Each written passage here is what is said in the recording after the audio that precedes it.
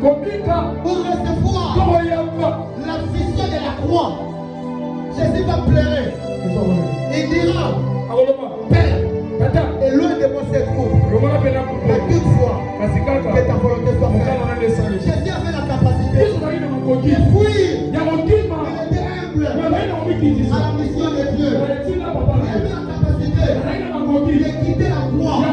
Il ressuscitait les morts. Il guérissait les malades. Il pouvait se sauver. Quand le voleur lui dit, si tu es le Messie, sauve-toi.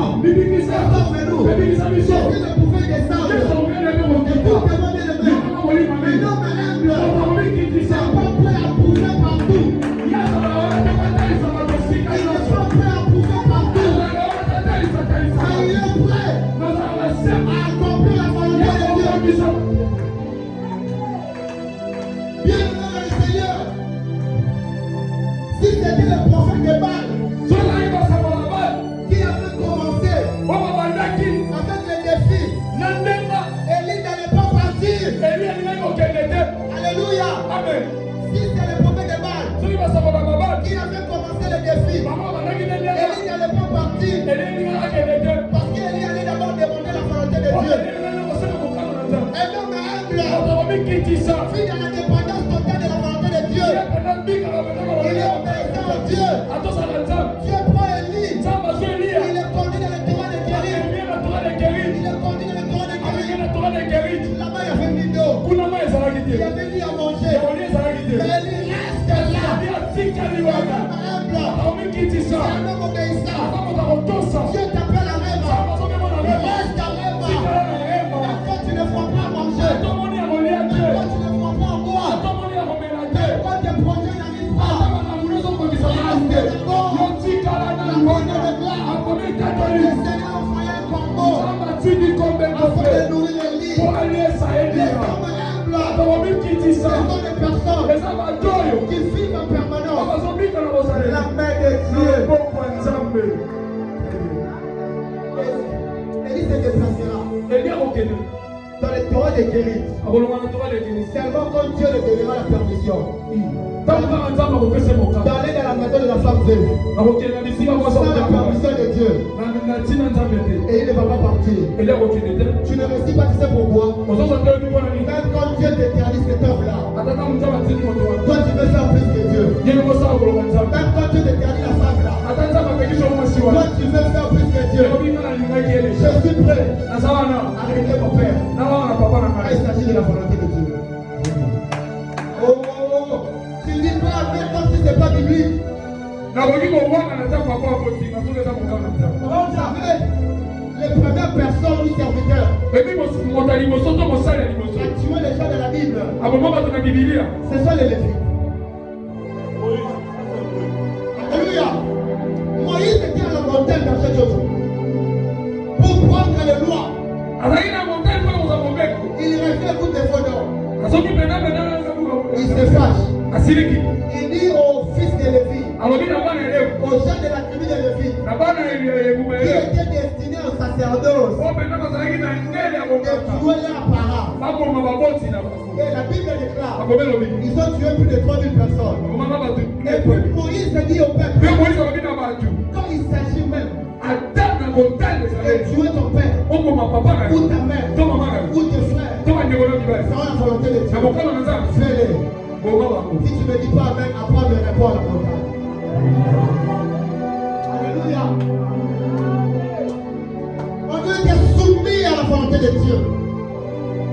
Très soumis. L'humilité nous amène à la grandeur. Quand tes entreprises sont humbles, sois humble. Alléluia. Reste humble, Dieu t'amènera. Restez humble, restez humble. Dieu s'amènera plus loin. Alléluia. Plus loin. Par l'humilité. L'humilité en Dieu nous fait franchir les limites de nos vies. L'humilité en Dieu nous fait franchir les limites de nos vies. Ne m'amenez pas les papiers s'il vous plaît, je suis arrivé à la fin.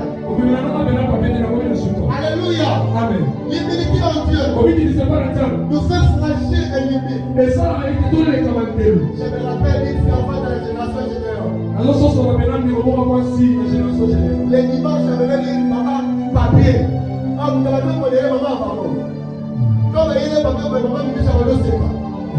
Alléluia. À pertimer dans les connexions de modération. Alléluia. Let's go, pertimer là. Alléluia. L'humilité en Dieu nous fait franchir nos limites. Quand quelqu'un sait comment s'humilier devant Dieu, il franchit des limites. Rappelez-vous d'Esther. Rappelez-vous d'Esther. Elle devait reine à la place de Vachir. Mais on relevait une équipe, une lettre de tuer tous les Juifs dans ce pays-là. La Bible déclare que Mardochée vient pour présenter le problème à Esther. Esther répond. Il est strictement interdit à un homme d'entrer dans la cour soit qu'il ne soit appelé. Mais Esther dit une chose. Pendant 3 jours, vous humilierez pendant 3 jours et vous serez en paix. Alléluia. Amen. Vous humilierez pendant. Et puis après, moi Esther, j'entrerai dans le palais royal. Peu importe la loi. Alléluia. Amen. La Bible déclare Mardochée et les enfants d'Israël chaînés s'humilient devant Dieu. Et après les 3 jours, Esther a pris sa timide. Elle pense à Dieu. Elle se présente dans la cour du roi. Malgré qu'il y avait la loi, si vous devez comprendre, un homme humble franchit des limites. Alléluia. Amen. Je ne sais pas des limites qu'on va placer dans ta vie, dans ta finance. Oh, que ce soit des phénomènes de mariage, dans ces séminaires et la célébration. Parce qu'on va s'humilier, le Seigneur nous fera franchir les limites. Tu n'as pas compris. Tu as raté la bénédiction. Prophétise que Dieu te fasse franchir les limites. Si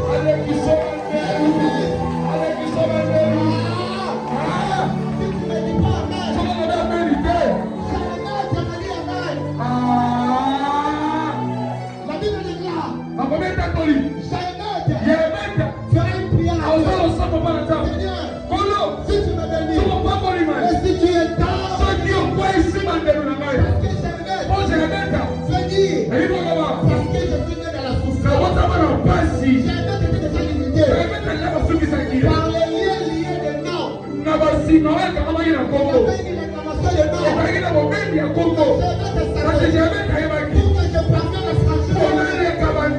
J'ai dû seulement me dire devant Dieu. Il me fera franchir. Ta famille ne force pas. Ta famille ne force pas. Il est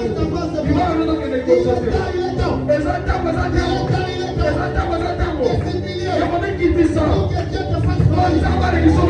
Prophétise. Franchis les limites. Franchis les limites.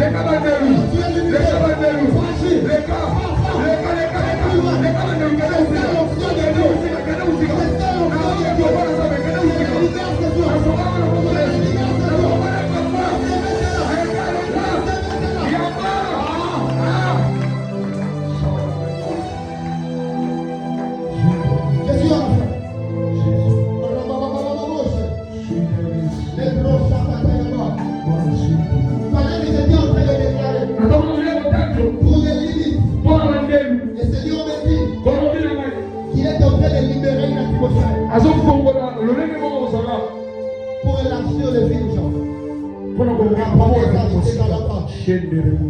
Lo Chapayama.